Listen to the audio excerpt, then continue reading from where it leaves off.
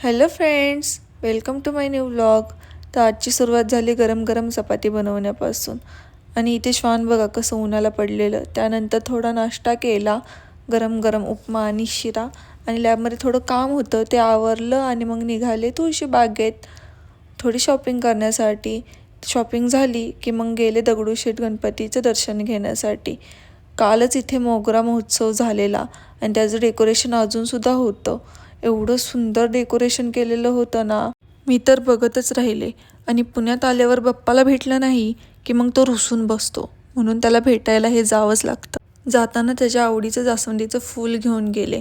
आणि इथे बघा एवढं सुंदर डेकोरेशन केलेलं ना, बापरे. मोगऱ्याचा एवढा सुंदर सुगंध दरवळत होता ना, कोणत्या परफ्यूमची गरजही लागत नव्हती. आणि इथे बघा माझं गोंडूला बाप्पा एवढा क्यूट दिसत होता ना, आधीच एवढा सुंदर दिसतो आणि त्यात एवढं भारी डेकोरेशनमध्ये बसलेला होता.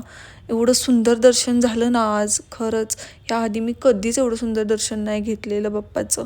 एवढा गोड दिसत होता आणि खूप छान, खरंच खूप छान डेकोरेशन केलेलं. मग ते झालं की मग त्याचा फेवरेट मोदक खाल्ला, उसाचा रस पिला आणि थोड्या वेळाने शनिवार वाड्यात गेलो आणि इथेच बसलो. मग थोडा वेळ गप्पा मारत, ऑब्व्हियसली मैत्रिणींसोबत गेल्यावर गप्पा तर रंगणारच ना. आणि त्यानंतर शनिवार वाड्याच्या बॅक साईडलाच कॅम्प स्टाईल बर्गर भेटतो, मग तो खाण्यासाठी गेलो. आणि आता इथे ज्ञान पागळू नका, कारण की हा प्युअर व्हेज बर्गर आहे. मी कुठेही गेले तरी दिवसातून एकदा तरी स्वामी मला दर्शन देतातच. त्यानंतर मग मी घरी गेले आणि मी तुळशी बागेतून काय काय शॉपिंग केली हे मी उद्याच्या व्लॉगमध्ये टाकणार आहे, तर तो पाहायला विसरू नका. आजसाठी एवढंच. Follow for more videos. Bye bye.